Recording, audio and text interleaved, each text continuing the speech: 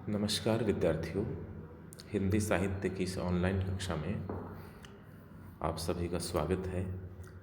हम लोग सूरदास की बाल लीला विषयक पदों को पढ़ रहे हैं। सूरदास जिन्होंने ईश्वर को हर माँ की गोद में बिठला दिया, हर आंगन में ईश्वर खेल सकता है, इस परिकल्पना को जीवंत रूप दे दिया। जो पारंपरिक जो अध्यात्म साधना है, विशेष करके जो एकेश्वरवादी जो साधनाएं है, खुदावादी जो धर्मपंथ हैं, वहाँ ईश्वर से डरने के लिए कहा गया है, दोजक की आग से डरो। पुरुषोत्तम अग्रवाल जी की एक पुस्तक है, हिंदी सराय वाया अस्त्राखान येरेवान अस्त्राखान, ऐसे कुछ। तो उसमें वे यही बात कहते हैं कि जो कट्टर एकेश्वरवादी जो धर्मपंथ है विश्व के, वहाँ ईश्वर से डरने के लिए कहा गया है कि भयभीत रहो, डरो उससे, ताकि आप बुरे काम ना करो। भारतीय चिंतन पद्धति इस मामले में विलक्षण है कि वह ये मानकर चलती है कि ईश्वर डरने की चीज़ नहीं। जैसे आप डरते उससे प्रेम नहीं कर सकते, प्यार नहीं कर सकते, उससे आप दूर भागेंगे, उसके नज़दीक नहीं जा सकते। डरने की ज़रूरत नहीं है। वह आपकी ज़िंदगी का ऐसे ही हिस्सा हो सकता है जिस तरह से आपके अन्य रिश्तेदार हैं, जिस तरह आपकी माँ है, आपके पिता हैं, आपका बेटा है, यहाँ तक कि आपके पति या आपके प्रेमिका है। उस तरह भी आप ईश्वर से रिश्ता जोड़ सकते हैं। तो ये अविश्वसनीय सी बात, ये अव्यवहारिक सी लगने वाली बात है, इसको हमारे भक्त कवियों ने इतने व्यवहारिक धरातल पर ला दिया कि ईश्वर है, कृष्ण हो या राम, उनके साथ हर व्यक्ति का संबंध। वो इस एक तरह से कहिए कि भक्ति काल ने ईश्वर का लोकतांत्रिकरण किया, जनतांत्रिकरण किया है। जो ईश्वर शास्त्रों में कैद था, बंद था, उसे निरक्षर व्यक्ति तक, अपढ़ व्यक्ति तक, अक्षर ज्ञान शून्य व्यक्ति तक ला दिया। और ला ही नहीं दिया, उसका आत्मीय बना दिया। ये बहुत चुनौती भरा काम था, लेकिन बहुत कुशलता से हमारे भक्त कवियों ने किया। कृष्ण की लीला का वर्णन कर रहे हैं। अब लीला के समय कृष्ण हो या राम, पूरी तरह मानवीय, हमारे ईश्वर का मानवीय होना सबसे अधिक सुखद और गौरव की बात है। वह अधिनायक नहीं कि हाँ मैंने कह दिया तुम्हें ऐसा करना पड़ेगा, वरना तुम्हें ये सब करना ही। वह हमारी तरह हमारे आंगन में आके खेलता है, हमारी गोद में चढ़ जाता है, हमारे कंधे पर बैठ जाता है, हमारी अंगुली थाम करके ठुमक ठुमक के चलता है। इस तरह की स्वप्न को जीवंत किया इन भक्त कवियों ने। ऐसा ही प्रसंग है ये, 9वां पद हम पढ़ेंगे। खेलन अब मेरी जात बलैया। एक दिन कृष्ण अपने बड़े भाई बलराम के साथ में, या अन्य ग्वाल बाल सखा मंडली है, मित्र मंडली, उसके साथ खेलने गए। अचानक वापस रूठ करके घर आ गए। होता ना, सब बच्चे खेल रहे हैं, नाराज हो गए किसी बात को, बच्चा रूठ कर जाता, मैं नहीं खेलता, मेरे साथ ये कर रहे हैं, वो कर रहे हैं। रूठे हुए नाराज कन्हैया आए और आके कहने लगे, माँ से, यशोदा मैया से कहने लगी, खेलन अब मेरी जात बलैया। मेरी बला से खेलो, मैं नहीं खेलने वाला। आज के बाद इन लोगों के साथ मैं नहीं खेलने वाला। खेलन अब मेरी जात बलैया, बलैया बला से, मेरी तरफ से, जिसे खेलना हो खेले, जिसे ना खेलना हो नहीं, लेकिन मैं तो इनके साथ नहीं खेलने वाला हूं। खेलन अब मेरी जात बलैया, खेलते रहो, मैं नहीं खेलने वाला। माँ ने पूछा, क्यों नहीं खेलोगे भाई, नाराज क्यों हो? इनके साथ क्यों नहीं खेलोगे? जवाब मिला, जब ही मोह देखत लरिकन संग तब ही खिजत बल भैया। ये क्या तरीका है? जब ही मोह देखत लरिकन संग लड़कों के साथ में, जब भी दोस्तों के साथ में, मित्रों के साथ में, बाल सखाओं के साथ में मुझे खेलते हुए देखते हैं, तब ही खिजत बल भैया। बल भैया है, बलदाऊ हैं, बड़े भैया हैं, वो खींचने लगते हैं, नाराज होने लगते हैं, गुस्सा करते हैं।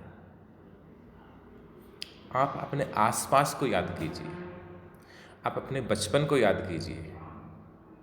ऐसा आपके साथ हुआ होगा या आपने किया होगा अपने छोटों के साथ, छोटे भाई बहनों के साथ में। जा घर भाग जा, हम यहाँ खेल रहे हैं, तो बहुत छोटा है अभी। जब ही मोह देखत लरिकन संग तब ही खिजत बल भैया। जब भी मुझे लड़कों के साथ खेलते हुए देखते हैं, बलदाऊ भैया हैं, बलराम हैं, खींचने लगते हैं, नाराज होने लगते हैं, मुझे तरह तरह से चिढ़ाते हैं, परेशान करते हैं। क्या कहते हैं? मोसों कहत तात वसुदेव को देव की तेरी मैया। तो हमारा भाई है ही नहीं, हमारे साथ क्यों खेलेगा? तो हमारा भाई नहीं है। मोसो कहत, मुझे कहते हैं, मोसो यानी मुझसे, कहत तात वसुदेव को। तात शब्द के कई अर्थ हैं, कई संबंधों में ये प्रयुक्त होता है और एकदम विरोधी, एक अनूठा शब्द है। आजकल प्रचलन में नहीं, हालांकि तात, ये ताऊ शब्द बना, वो तात से ही बना है। तात शब्द आजकल प्रचलन में नहीं। अब जो बड़े पिता हैं ताऊ जी, उनके लिए भी तात कह दिया जाता है, पिता को भी तात कह दिया जाता है, और पिता भी तात कह, बच्चे को तात कह सकते हैं, गुरु शिष्य को तात कह सकता है, शिष्य भी गुरु को तात कह के संबोधित कर सकता है। एक अनूठा सा शब्द था हमारी भाषा में, आजकल प्रचलन में नहीं रहा। इसका एक वंशज ताऊ शब्द है, वो हमारे यहाँ अब भी प्रचलित है हिंदी भाषा में। तात यानी यहाँ अर्थ है पुत्र। मोसो कहत तात वसुदेव को। बलराम भैया मुझे कहते हैं कि तू तो वसुदेव का बेटा है। मथुरा के रहने वाले जो वसुदेव हैं तो उनका बेटा है, और देवकी तेरी मैया, माँ यशोदा तेरी माँ नहीं है, तेरी मैया तो देवकी है, इसलिए तू पराया है, हमारे साथ नहीं खेल सकता। और सुन, तू यहाँ क्यों रह रहा पता है? मोल लियो कछु दे वसुदेव को करी करी जतन बढ़ैया। तू वसुदेव और देवकी का बेटा है, और माँ यशोदा ने देवकी वसुदेव को कुछ देकर के तुम्हें खरीदा था। मोल लियो कछु दे वसुदेव को, वसुदेव को कुछ दे करके और तुम्हें मोल लिया था।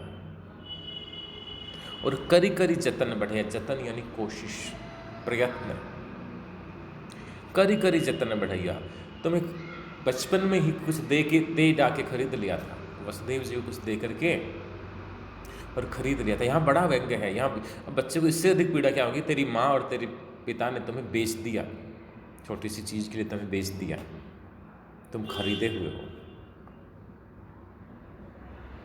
मोल लियो कुछ दे वसुदेव को करी करी जतन बढ़े, तुम्हें खरीद लिया था और फिर जतन कर करके, तुम बड़े नटखट हो ना, तुम्हें बड़े प्रयासों के बाद अब बढ़ैया तुम्हें बड़ा कर रहे हैं, पाल रहे हैं यशोदा मैया और वसुदेव जो नंद बाबा हैं वे।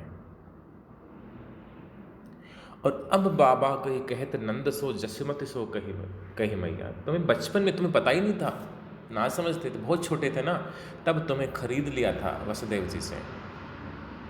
अब बाबा कही कहत नंद सो जसमति सो कही मैया, और इसलिए तो ना समझ थी, इसलिए तुमने तो हमेशा यही देखा, मैं यही पैदा हुआ, इसलिए नंद बाबा को तुम अब बाबा कहते हो, बाबूजी कहते हो। और जसमति सो कहे मैया, यशोदा मैया को तुम माँ कह रहे हो, मैया कह रहे हो, लेकिन वास्तव में तुम नंद बाबा और यशोदा मैया के बेटे नहीं हो, उनका बेटा तो मैं हूँ। और कई अन्य पदों में सूरदास ने कुछ और तर्क दिए हैं। गोरी नंद यशोदा गोरी तुम कत श्याम शरीर। देखो, नंद बाबा गोरे हैं, यशोदा मैया भी गोरी हैं, मैं भी गोरा हूं, तू काले रंग का है, तुम कद श्याम शरीर। अगर तू उनका बेटा होता तो उनके जैसा ही होता। तू काला क्यों, तो सांवला क्यों है? इसी से समझदार तू हमारे परिवार का नहीं, तू तो खरीदा हुआ है। ऐसे ही कही सब मोही खिजावत, ऐसा कह कर करके। और अब सिर्फ बलराम नहीं, उनके सारे दोस्त जो हैं, सारे मित्र हैं, वे चिढ़ाने लगते हैं। जब एक बच्चा चिढ़ाता है तो दूसरे सारे हंसते हैं, खिजाते हैं। ऐसे ही कही सब मोही खिजावत, ऐसा कह करके सब मुझे खिजा रहे थे, नाराज कर रहे थे, चिढ़ा रहे थे। तब उठ चलो खिसैया, तब मैं खिसिया कर, तब मैं नाराज होकर के और उठ के चला आया। खेलन अब मेरी जात बलैया, अब मेरी बलैया खेलने जाएगी, मैं नहीं जाने वाला, मैं उनके साथ खेलूंगा ही नहीं। यशोदा मैया से ये सारी शिकायतें कृष्ण कर रहे हैं। और पीछे नंद बाबा खड़े हैं कृष्ण के। कब आ गए, कब नंद बाबा पीछे आके खड़े हो गए, कृष्ण को खबर नहीं है, यशोदा मैया को भी खबर नहीं है। अपने बच्चे की बातों में भी इतनी तल्लीन है कि उन्हें भी आभास तक ना होगा नंद बाबा कब आ गए, कृष्ण के पीछे खड़े हो। और कृष्ण भी सब ओर से बेपरवाह, केवल माँ को अपनी बात कह रहे हैं, माँ की ओर ध्यान है, उन बातों की ओर ध्यान है। नंद बाबा पीछे खड़े खड़े सब सुन रहे हैं कि मोल लियो कछ दे वसुदेव गो करी करी जतन बढ़ गया। कि तुम्हें तो नंद बाबा ने वसुदेव कुछ दे करके, छोटी मोटी चीज़, कुछ पैसा वैसा दे करके और खरीदा था।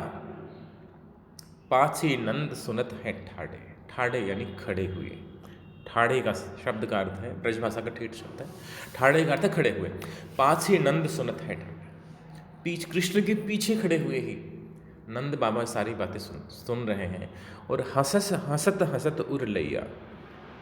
और अब इसके उर लैया दो अर्थ हो सकते हैं इसके। उर लैया, उर यानी हृदय, हृदय ही हृदय में हंस रहे हैं, मन ही मन हंस रहे हैं, बच्चों की इस चुहल पे मन ही मन हंस रहे हैं। एक अर्थ तो ये है। दूसरा अर्थ है हंसत हंसत उर लैया, कि उन्होंने जब देखा कि कृष्ण बहुत दुखी हो गए, इस बात से परेशान हो गए हैं, व्यथित हैं, तो उन्होंने हंसते हंसते कृष्ण को उर लैया, उर से लगा लिया, हृदय से लगा लिया, गोद में उठा के हृदय से चिपका लिया, छाती से लगा लिया। पासे नंद सुनत है ठाड़े, हंसत हंसत उर ले। बच्चा जब बहुत नाराज हो तो क्या करें, उसे गोद में लेके पुचकारना पड़ता है, बहलाना पड़ता है। नंद बाबा ने यही किया। पासे नंद सुनत है ठाड़े, हंसत हंसत उर लैया, सूर नंद बलराम ही घिरियो, सुनि मन हरख कन्हैया। और नंद बाबा ने कृष्ण को गोद में उठाया और जहाँ बलराम खेल रहे थे वहाँ आ गए और बलराम को बुलाया। और नंद बाबा ने बलराम को घिरियो, घेर लिया, डांटा कि तू ये क्या कर रहा है, बच्चे को परेशान क्यों कर रहा है। सूर नंद बलराम ही घिरियो, सुनि मन हरख कन्हैया। और जब बाबा बलराम को डांट रहे, झूठ मूठ में डांट रहे, कई बार तो होता नहीं, बच्चे, छोटे बच्चे को खुश करने के लिए हम झूठ मूठ में उसको मारने का प्रयास करते हैं, अपने ही हथेली पर दूसरे हाथ से मारते हैं और कहते हैं हाँ ले इसको पीट दिया, अब खुश हो जा। तो नंद बाबा इसी प्रकार से बलराम को डांट रहे हैं। सूर नंद बलराम ही घिरियो, बलराम को घेर लगा, ये सब क्या कर रहा है तो। और सुनि मन हरख कन्हैया, और बलराम को डांटते हुए सुन करके, और कन्हैया है वो मन में हर्षित हो गए, प्रसन्न हो गए। इस पूरे पद को पढ़ जाइए, ये जो सारे क्रियाकलाप हैं उनमें कहीं ऐसा आभास नहीं होगा, पूरा प्रसंग पढ़ते हुए, पूरा जब पद पढ़ा कहीं नहीं लगेगा कि ईश्वर की महिमा का वर्णन है, भगवान के बारे में कुछ कहा जा रहा, लगेगा ही नहीं। हमें लगेगा कि ये तो शायद हमारे बचपन की बात है, हमारे नहीं तो हमारे आसपास के जो बच्चे खेलते हैं उनमें होने वाले जो नित्य जो गतिविधियां हैं उन्हीं का कोई प्रसंग है। ये तो हमने भी बहुत बार देखा था, हमारे साथ ही बहुत बार हुआ था, हमने भी किया था। किस बात को लेके चिढ़ाना, फिर नाराज होकर खेल छोड़ के आ जाना, अगले दिन फिर वहीं उन्हीं के साथ खेलने के लिए चले जाना, बार बार कसम की आज के बाद कभी नहीं खेलूंगा, तुम बेईमानी करते हो, और फिर अगले दिन उन्हीं के साथ खेल पड़ना, खेलने के लिए जुट जाना, ऐसा होता रहा है। यानी ये सारी चीज़ें हमारे जीवन का अंग हैं, सूरदास के काव्य की जो सबसे बड़ी विशेषता ये मानी जा सकती है कि उनमें इतनी सहजता है कि वे सीधे सीधे अंतर्मन में उतर जाते हैं। किसके बारे में लिख रहे हैं ये हम भूल ही जाते हैं। हमें लगता है ये हमारे जीवन की बात है, ये तो हमारी ज़िंदगी की बात है। और कवि की सबसे बड़ी सफलता भी यही होती है। अब इसमें से ईश्वरत्व हम कहीं खोजें तो आप देखिए एक पंक्ति इसमें आई है कि मोल लियो कछ दे वसुदेव को करी करी जतन बढ़ैया। वसुदेव को कुछ देकर मोल ले लिया तुम्हें। अब यहां देखिए, जहां ईश्वर को मोल लिया जा सकता है, भगवान को खरीदा जाता है। क्या मतलब खरीदने का? जो चीज़ हम खरीद लेते हैं उस चीज़ के हम स्वामी हो जाते हैं, हमारा पूरा अधिकार उस पर हो जाता है। आप देखिए कि पूरे कृष्ण प्रसंग में कृष्ण पर जन्म देने वाली मां देवकी से ज्यादा यशोदा मैया का अधिकार है। कृष्ण पर उनके जनक वसुदेव से ज्यादा नंद बाबा का अधिकार है। कैसे खरीदा? मां यशोदा ने कृष्ण को कैसे खरीदा होगा? किस चीज को देकर कृष्ण को खरीदा जा सकता है? वह चीज है प्रेम। प्रेम मीरा ने मोल लिया था ना कृष्ण को, माई रे मैंने लीनो गोविंद मोल। जैसे मीरा ने खुद को खर्च कर, खुद को देकर कृष्ण को मोल लिया, खुद को कृष्ण के प्रति समर्पित करके और कृष्ण को मोल लिया, वैसे यशोदा मां ने अपनी सुख सुविधाओं का, अपने आराम का जरा भी ध्यान नहीं किया। वे कृष्ण की होकर रह गई, कृष्ण की देखभाल में इतनी तल्लीन हो गई, कृष्ण से इतना स्वाभाविक प्रेम था उन्हें। प्रेम जतलाना नहीं पड़ता, स्वाभाविक प्रेम यशोदा मैया को था। और कृष्ण तो प्रेम के भूखे हैं, प्रेम के प्रतिदान के रूप में खुद को बेच देते हैं। ये इसका एक लाक्षणिक अर्थ हम ले सकते हैं। धन्यवाद। शेष हम अगले वीडियो क्लास में पढ़ेंगे।